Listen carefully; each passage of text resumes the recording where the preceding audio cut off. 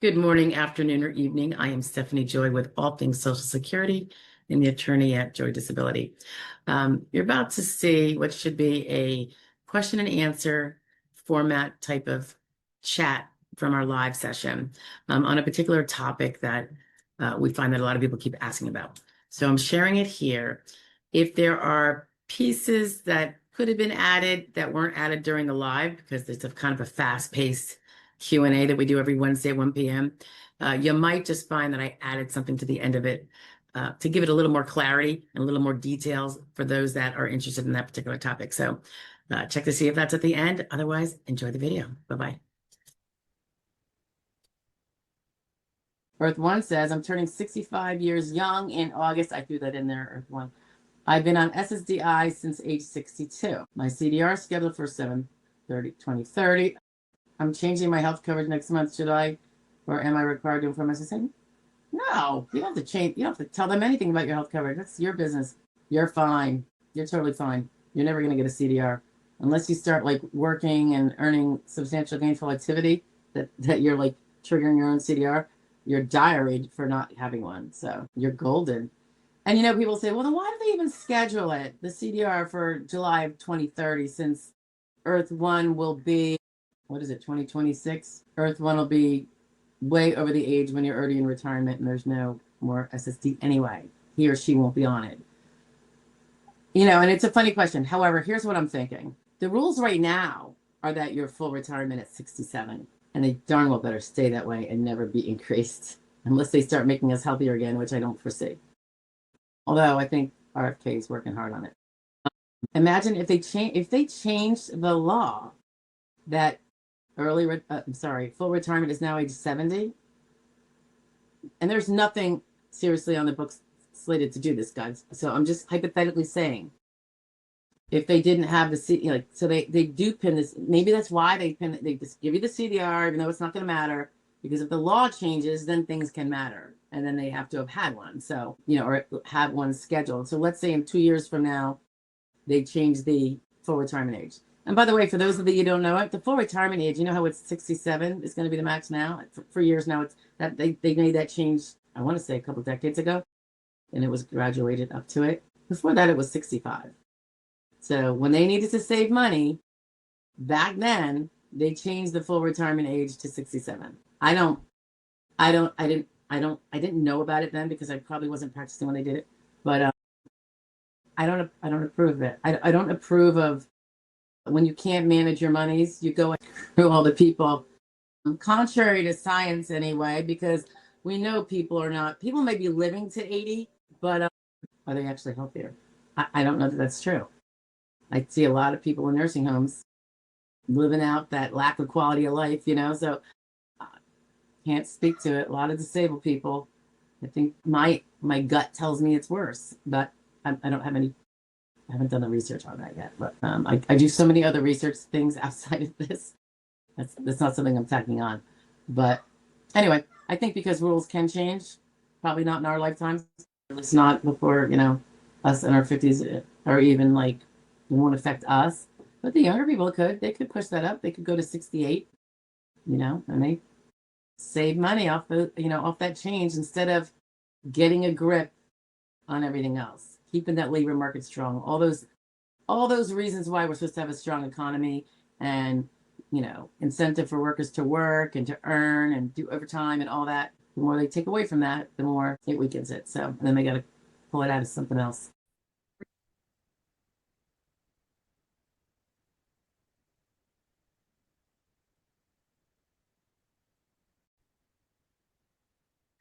Good evening. Okay, I am trying to get through doing a little video explanation of an article that came out that too many people had been asking for a while, so we finally got to it. And it's about just some things to think about when we decide when we're going to take our early retirement from Social Security. Early versus regular versus delayed. So bear with me. I'm going to scroll through the article. I'm going to share it on the screen. I hope it turns out okay. It is kind of long, so some people can't read that long. So let me get to sharing it, and I'll just show you what I'm talking about. Okay, hopefully you can see what I'm saying. This is on the blog, on the website.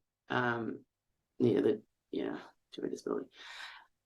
Okay, so the title of the article, retire at 62 or 70, huge difference in Social Security benefits. Okay, so yeah, when you decide to file can make a huge difference in the rest of your life. This may not apply to the millionaires out there or the super wealthy, but for the rest of us, it's kind of a big deal. When the age we are at is the critical factor. So it doesn't matter what time of year per se, but our exact age does matter. And it will affect the amount of monthly income we have for the rest of our lives.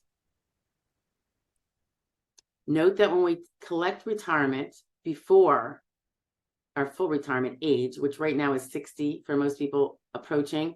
In fact, I'd say everyone born after 1960. Those born before had something between 65 and 67. It used to be 65 for everybody, and then years ago, they changed it, obviously, to save money by raising the normal retirement age. Okay, so it is often referred to as a penalty by people. They don't understand that it's not a penalty they're getting for taking it early. They're just paying for what they're taking. I mean, it's a choice. So that's what this little blurb is about. You can choose to take 60 extra monthly payments if you take it 62 instead of 67, but that's got to cut. Money doesn't fall off trees, right? So basically, the way I visualize it, if they anticipated your payments going to 80 or whatever full retirement age is, it might even be less than that, and did the calculations based on that, that would be starting at age 67. Now you want to take extra. That amount of money in there has to be spread out, right? Now, of course, if you live past 78 or 80, your benefits continue. That's the risk that the insurance program takes, right? And of course, if we pass away before life expectancy, say, then we may not have made the choice that would bring us in the most dollars overall. But that shouldn't really be the end of story. So let's go on, and I'll let you know what I'm talking about. But yeah, so someone who takes more payments because they want to start them earlier is going to be paying for that, him or herself. It's going to be coming off their benefit amount. That's why they get a reduced amount. Down here, I'm talking about a little tip just to remind people that you can't even take early retirement if you're still working full-time for the most part, unless you're getting paid very minimum wage. And I'm not talking about the $15 an hour minimum wage that some are hoping for. It is several, I would say, I haven't looked it up lately, high teens of thousands you can make and still be considered an early retiree and collect your benefits. If you're making more than the threshold, and I have a little link here so you can go check out what that is. If you're making more than that, then you're not considered retired and you're not entitled to early retirement. Okay. Alrighty. And by the way, if you start working and earning after you've filed, and you're working too much, you're going to get a notice that you've been overpaid and you're going to have to pay it back. So kind of want to avoid that maybe, as a general rule anyway. And this is just a reminder that you do pay for your own early retirement. You're not getting off on the neighbors or the guys, in a different town or a different state. It is literally coming from your benefits.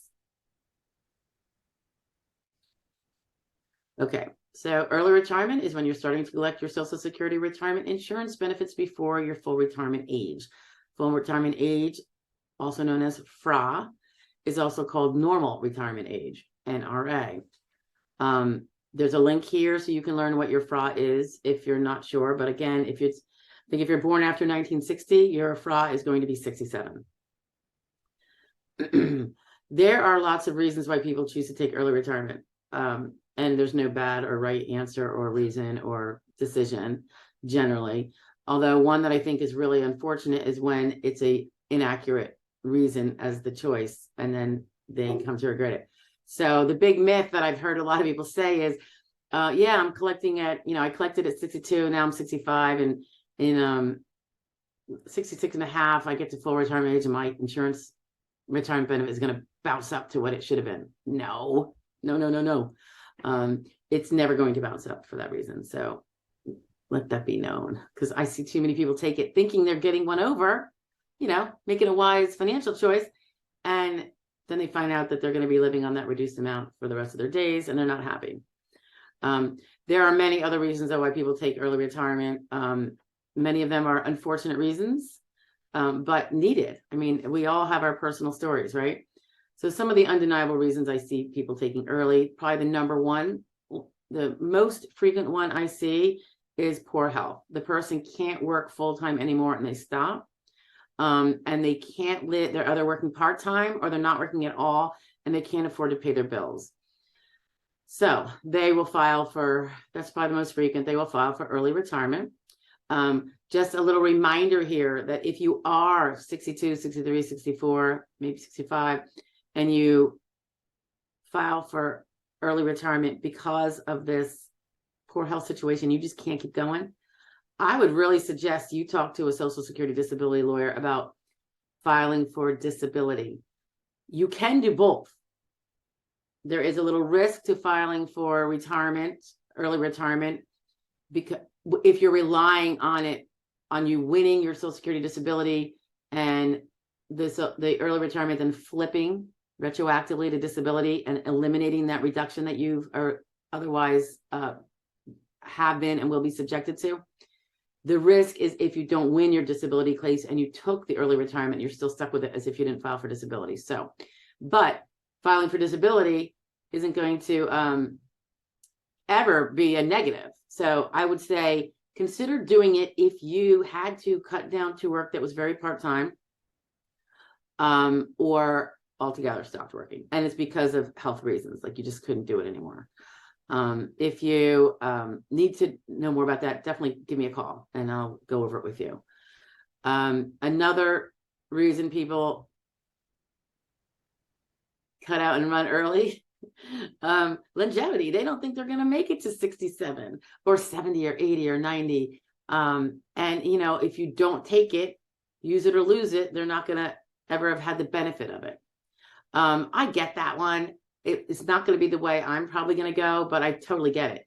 Sometimes it might be a genes thing. They have a family genetic thing where people just seem to not be living very long, family history. And they think that's going to probably be their end also. It may or may not. So whether you want to take that risk and assume it is something that when you see the rest of what we talk about, you might decide, you know what, I'm not going to. Or you might decide, heck, yes, I am. I want to live it now. Caretaker. I don't see this as much, but I do see it. If our spouse, let's say we have two working people and one spouse, it could be a spouse, it could be a child, it could be a parent, needs a caretaker at home because something's happened to them and they can't be left alone, but they don't need to be in a skilled nursing facility, or you don't want to put them in a nursing home and you don't have to because they don't need that kind of care. It is not rare for a person to quit their job to take care of their loved one, and they need the money, so they file for early retirement. I have a little parentheses here that there are some in some places, and I know I have them around me. I don't know much about them though, but I've had a few clients who did that kind of work before it was no longer available, and they were disabled from working a regular full-time job. And they got paid by this program to take care of the loved one. If you think about it, it's a win-win. The loved one is not going into a nursing home at the cost of $5,000, $10,000 or more to the state or to the Medicaid system. And they get to stay at home, and the caretaker gets to know that they took care of them and didn't have them in a home and doesn't starve at the same time. So something to think about. Bottom line is it's usually basically a financial need or a want. Sometimes the wealthier people will take it earlier because they can. They don't have to rely on Social Security later. They have so much other retirement income. It could be 401ks or pensions or an inheritance. So it's either a need or a lack of need. More often it's probably basic survival or a slightly better standard of living that they want to have now than they wouldn't be if they didn't take the early retirement. And that's usually if they're not working at all. Okay, so that's the early retirement reasons we see mostly. And then there's the group of people that decide to file for retirement at their FRA or later. Later is the delayed or deferred retirement. That is anytime after your FRA and before or up to age 70. At age 70, there is no point in waiting any longer. Between 67 and 70, there is a point, and that is that your benefit amount is going to grow beyond what it was if you took it at full retirement age, and quite a bit more. We'll show you some of that down below. So a lot of times if people are still working full time, they're like, well, I'm just going to wait till 70, and then, you know, reap that far bigger monthly income later.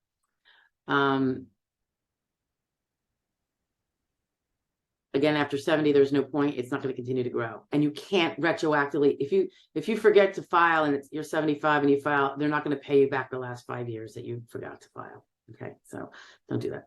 All right, so I thought a great way to look at this was to look at a case study. This is Margaret. Margaret gave permission for me to use her information. Let's see. Okay, so here's her annual Social Security earnings statement. You can get yours by going to ssa.gov/my-account and downloading it. It's linked in there. It's a PDF. If you're in the middle of a disability claim, they might not let you get it. They may not have it up there for you to take down. I don't know why. I would suggest if you're going to file for disability, download this first, whether you're heading into retirement or not. Okay, so taking the earliest early retirement. So we're going to call this Margaret 62. Here she is, 62. She gets $1,451 a month for the rest of her life if she takes it at 62. I anecdotally mentioned here that there will be COLA applied. It applies almost every year. It raises it to accommodate inflation. As you can tell, in 2022, we had a very big raise, probably the biggest in 40 years because of our horrible inflation. Other ways that it could change is if she goes back to work or continues to work. And that will depend on the rest of her life history of work and whether that latter work is going to make an impact on the amount of the later benefit or the current benefit. Taking it full retirement age. So if Margaret Fra, we'll call her, waits to 67, her benefit just went up to $2,196 instead of $1,451. That's kind of a big jump, I think. Think about that if you are going to be relying on Social Security as your income to pay rent, pay mortgage, pay cable, pay food. Does that extra, how much is it? $745. That's kind of a lot, right? Just by waiting. Delaying further, if Margaret Fra decides to be Margaret 70, her benefit will now be $2,802 for having waited that long. That's 8 years longer than if she took it 62, and 3 years longer than if she took it 67. So you can see the difference. So this is approximately $2,200. She made over a $600 increase by waiting 3 years. Just something to think about. And the amount over waiting the full 8 is $1,351 more than if she took it 62. So you can have Margaret 62, Margaret Fra, Margaret 70. And if they had the same exact work history, earning the same amount of money, same person, this is what they're going to be living on depending on when they decide to take. Personally, I like this one the best. I just do. Okay. Again, I reiterate that waiting after 70 to take it, Margaret 70 should not be waiting to be Margaret 71. She should take it 70, no later. I have here an example of if you retire early, but not as early as 62, but maybe you do 1 year of waiting to get closer to full retirement age and you file at 63. This can happen. Someone doesn't ever plan to file early and they didn't file at 62, but then something happened in life, family, health, whatever it is, and now they're filing at 63. So we don't know what life's going to bring us, right? So just taking a look at that, you can see she's not going to get the $21.96 she'd get if she waited to full retirement age. But and it'll be far reduced off that for not waiting till her FRA, but the reduction is not going to be as big as it was if she took it 62. So we go down and do the math, and you can see at 63, she'd be getting $15.72 instead of $14.51. That's a $121 difference. So depending on how important that $121 is, which is also, I think, $1,452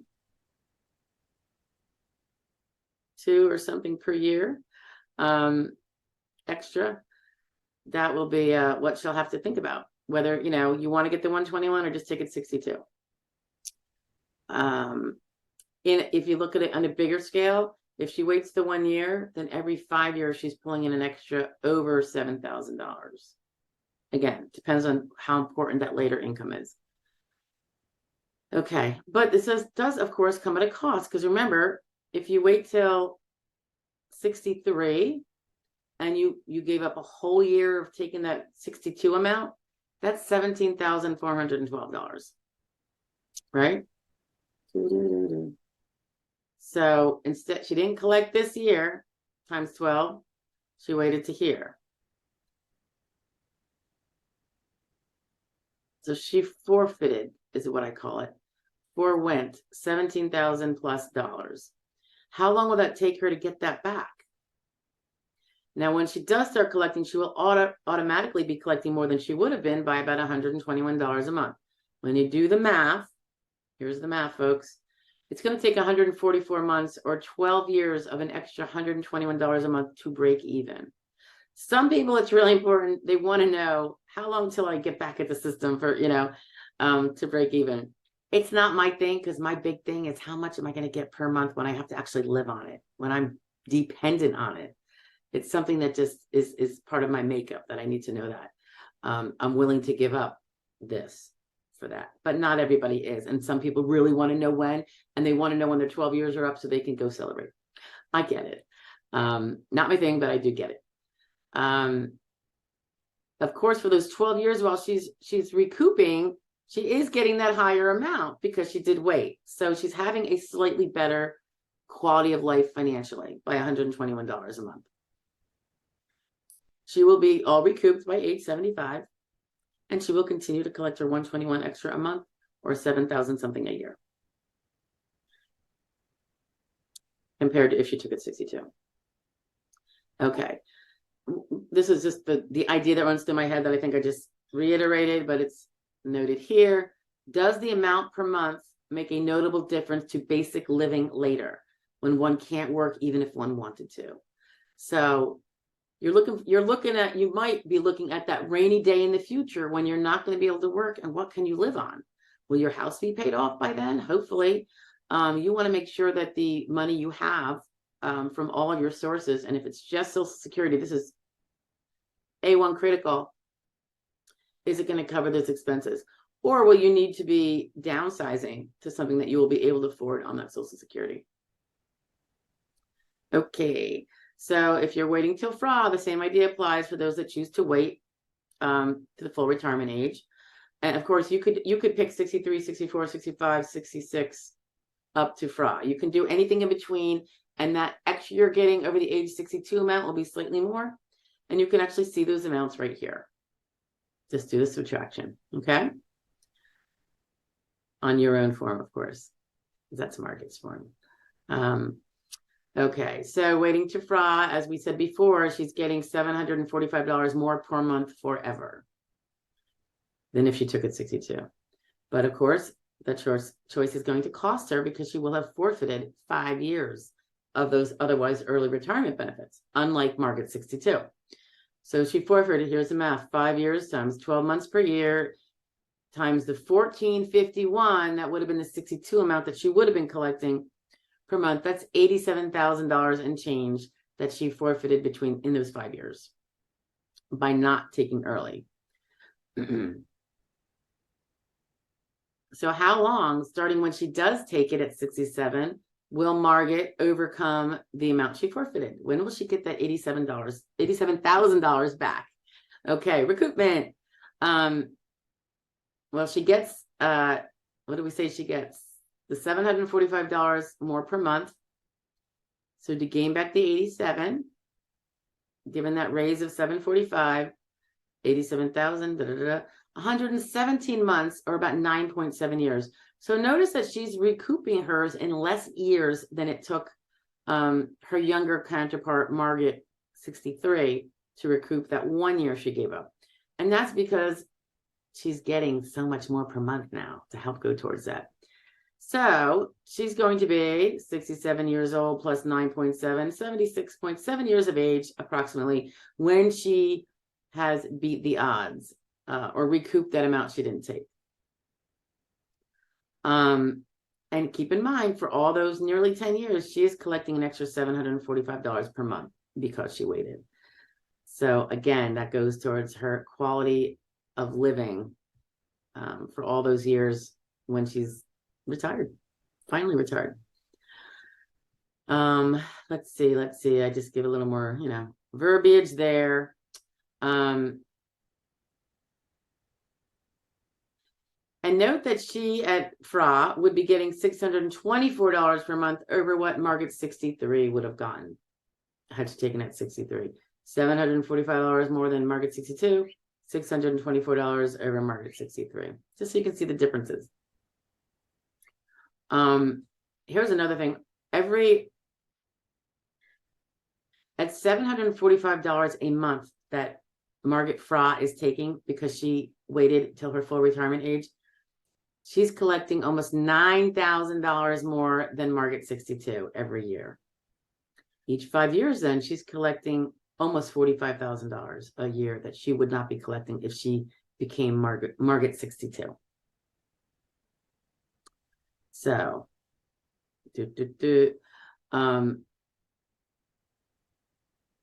I like to point out that Margaret FRA probably has more choices than her earlier counterparts, Margaret 62, 63, and so on.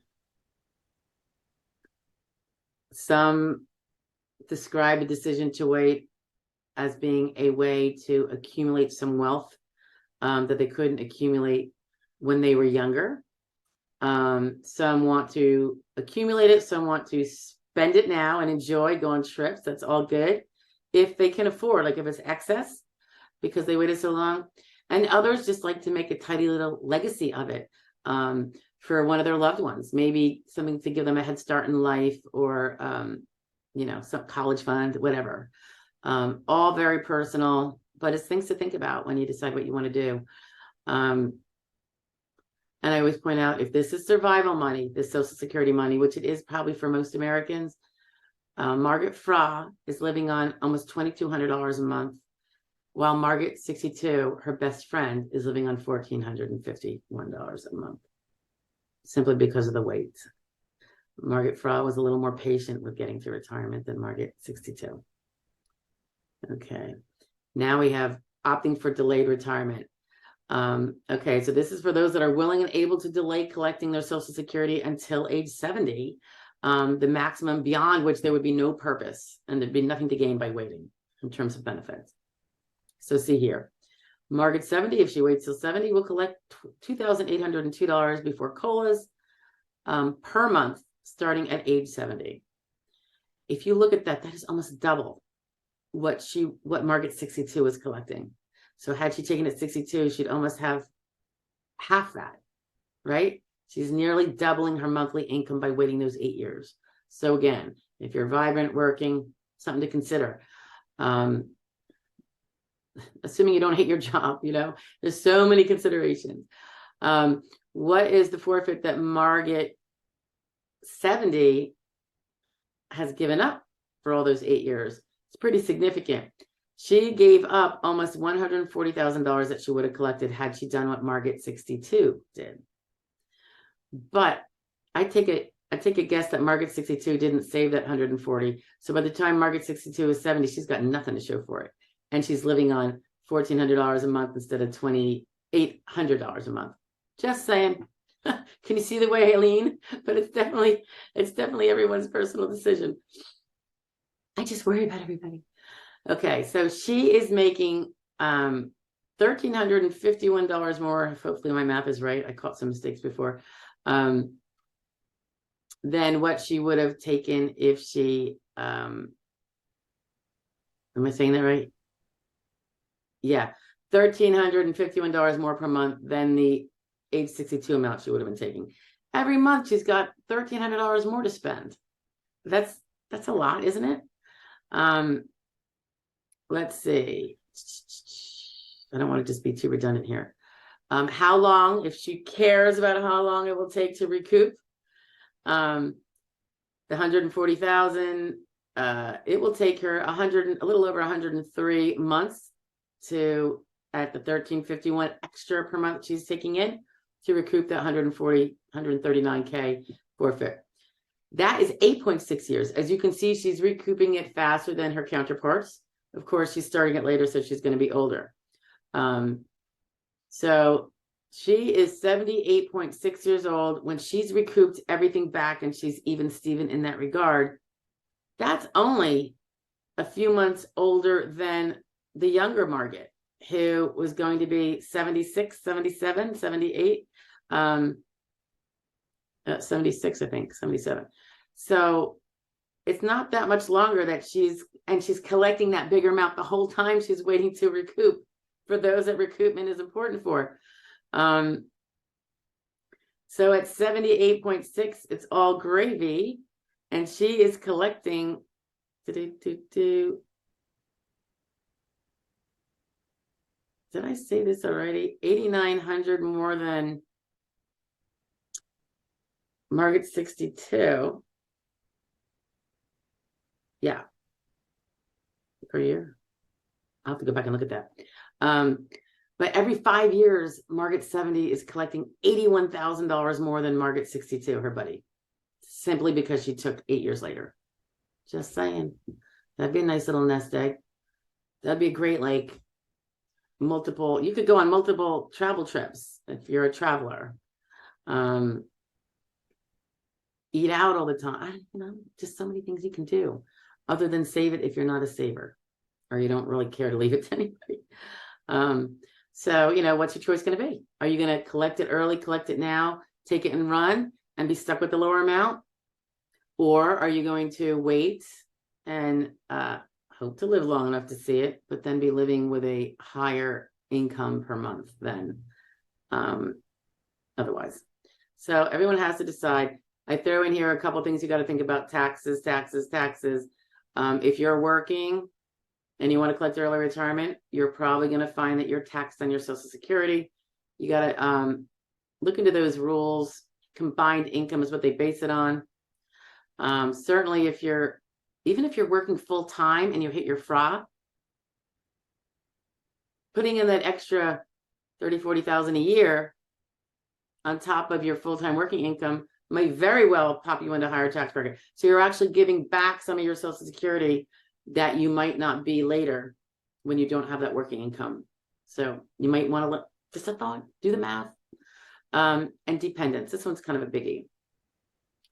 If you have dependents that could collect a Social Security dependent benefit, auxiliary benefit off of your work record, if you file for retirement or disability and prevail, once you're entitled or you pass away, any dependents under the rules can now collect or file and then collect.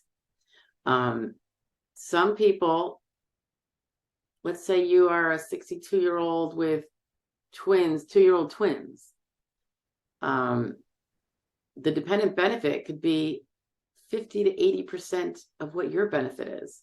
So you'd be collecting yours, and that would be an extra 50 to 80% on top of it coming into the household. Something to think about. Do you need that? Do your dependents need it?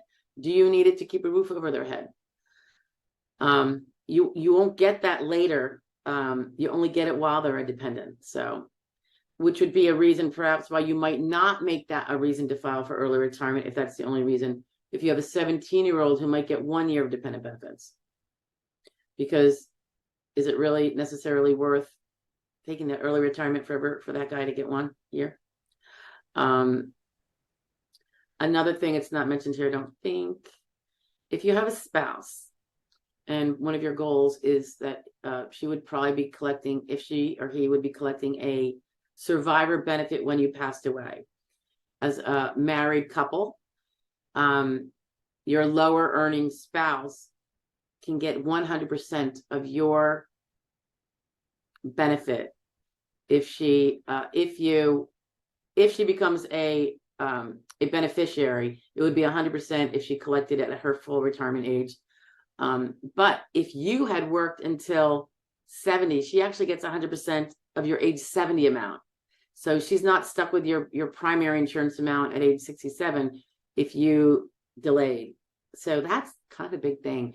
If she's going to be, because people have to remember, when two married people are collecting Social Security retirement and one passes, so does the second benefit.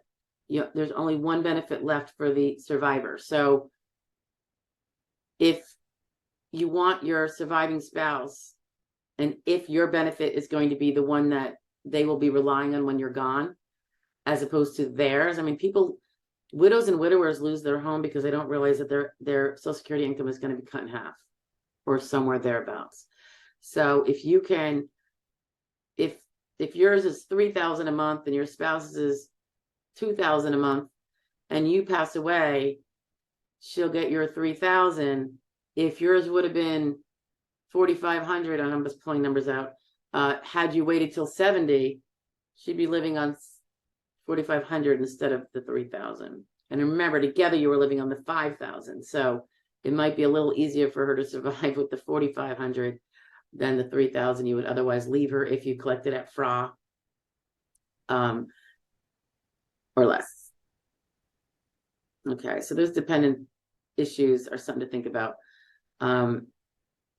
You also want to look into, if you found you made a mistake, you applied and you made a mistake, you can withdraw your application for retirement benefits within 1 year of having, so they're collected or applied. I'd like to think it's collected, but you have to pay back all the benefits you took out, obviously. And you can only do that once, and it's got to be within a year. Another alternative, if you made a mistake, is suspending your filing. If you suspend that, all your dependents who are collecting, if any, will also be suspended.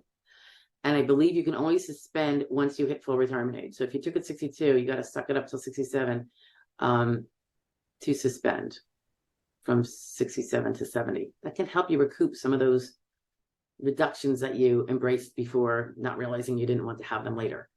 One other thing you can do potentially is go back to work.